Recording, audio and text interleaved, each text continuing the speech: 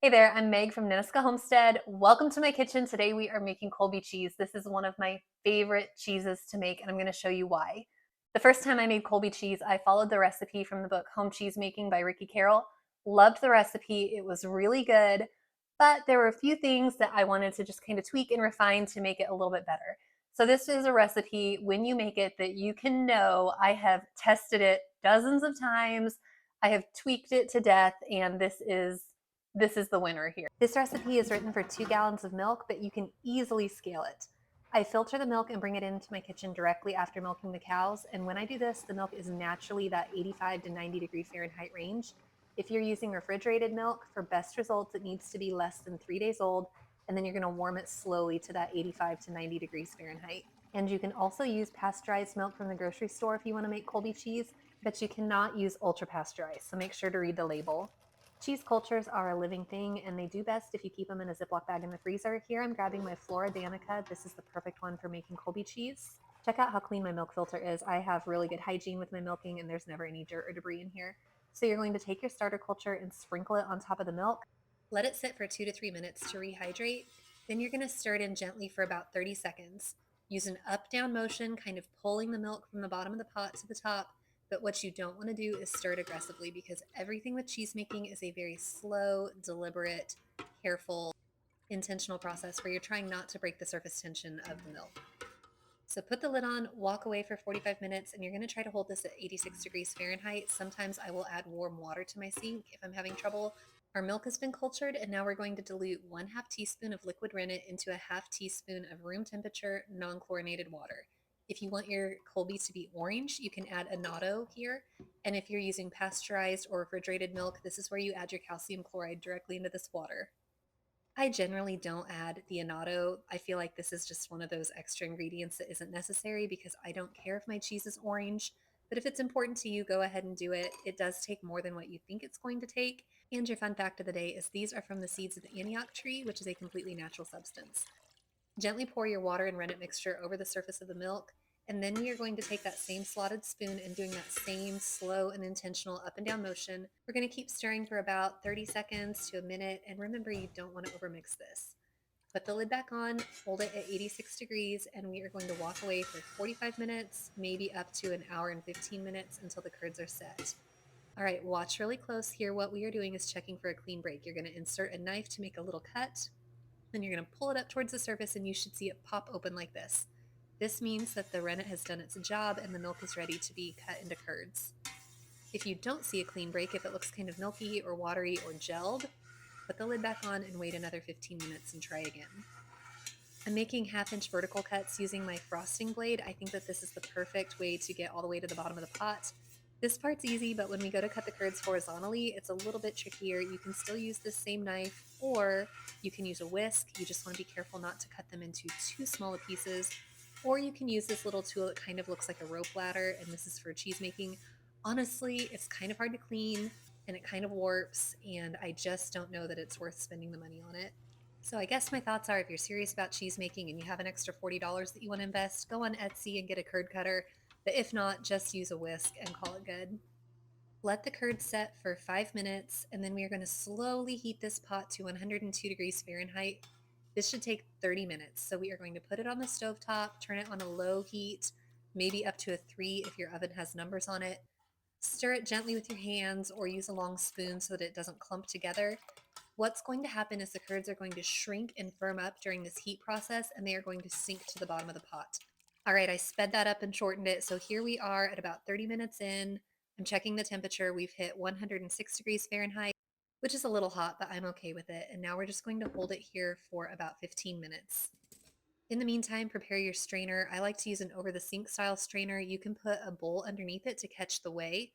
The whey from the first pour is going to be good, something you can use for ricotta or whey caramel. But as we start rinsing the curds, like you're about to see, that whey is no longer usable. So first batch whey, save it. After that, don't worry about it, just let it go. The purpose of washing the curds is to slowly lower the temperature to 75 degrees Fahrenheit. So what I've done is I've removed about 1/3 of the whey, and I'm going to replace it with tap water that is 70 degrees. And we are just going to do this in intervals of like every 5 to 10 minutes. And very slowly, we are going to decrease the temperature of these curds. This is an important step. This is what makes Colby Colby. So to recap, we removed a third of the way. We are replacing that with water. Then we're going to kind of give it a stir, let it sit for 10 minutes, and then we are going to repeat that step. If you were to feel these curds right now between your fingers, they would feel kind of soft and squishy, but not rubbery. And I'm continually testing the temperature just to make sure that I'm not doing this too fast or too slow. So rinsing this whey out, I'm pouring it down the sink because this has been diluted. It's no longer good to use. Giving it a stir, adding more water. And then here comes the best part. It is time to pour all of our curds into the colander, and then we are going to add them to our cheese press. This step of washing the curds reduces the acidity, and it's what gives the Colby its mild flavor. Now you're going to take your large cheese mold, and we are going to keep the curds inside the cheesecloth, and we are going to press them down into the mold. The goal here is to get a really nice and even cylinder shape, but it isn't going to be perfect, and don't worry because we will be putting it in the press, applying pressure, and then removing it, rewrapping it. You'll see what I'm talking about. After this cheese goes in the press, all of these individual curds are going to knit together and they're going to become a cohesive wheel of Colby cheese. Add the lid. Sometimes this part can be tricky, and then put it in the press. We are going to press it at 10 pounds of pressure for 1 hour. And then once that's done, we are going to remove the cheese, flip it over, rewrap it in cheesecloth, and press it at 20 pounds for 1 hour. As far as cheese presses go, you can definitely make your own. There's plenty of tutorials for making a homemade cheese press on Pinterest, or you can buy one. The style that I have is called a Dutch press, and I really like it. It has a series of levers, and then you can hang these water bags at different notches on the top of the lever to determine exactly how much pressure you want to be putting on your cheese.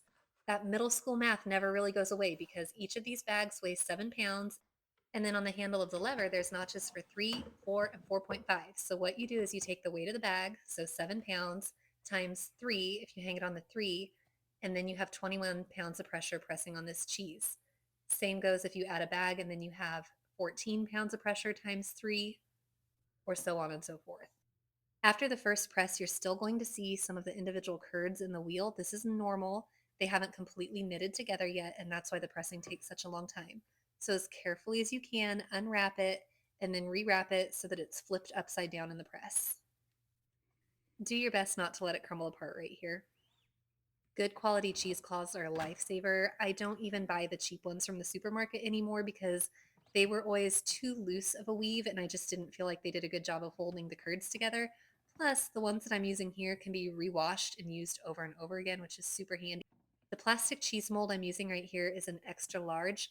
I really like this size because it can accommodate anything from 2 to 4 gallons, and usually when I milk my cows, I'm getting about 3 to 4 gallons each time. It can also hold a little bit more, you just have to be careful. I aim the black drip tray so that it's hanging over the sink. That way, any of the whey that is being pressed out, you can just see it go directly into the sink, which is very handy. It's the next morning and our cheese is finished, so now we are going to brine it. Colby gets put into a salt brine, and you're just going to soak it for several hours, flipping it occasionally so that everything kind of soaks in. And you can save your cheese brine and filter it and reuse it over and over again, which is great. So here's what our cheese wheel looks like as we take it out today.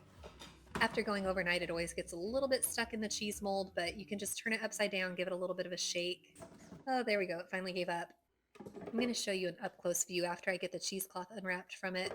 You're not going to see individual cheese curds at this point. If you do, if you notice your wheel has a lot of individual curds pressed into it, it could be that it needed to press longer, or it could be that the curds got a little bit too hot while you were heating them. But this wheel looks absolutely perfect. So now we are going to put it into the brine, and the side that is floating on top of the brine, if you want to, you can sprinkle it with salt. If you have fruit flies in your kitchen, go ahead and add a cheesecloth over top of it to protect them. All right, guys, that is a wrap. Make sure to follow along on Instagram, Ninnescah Homestead, on my website, ninnescahmade.com. Leave me a comment and let me know what you think about this, and have a wonderful day.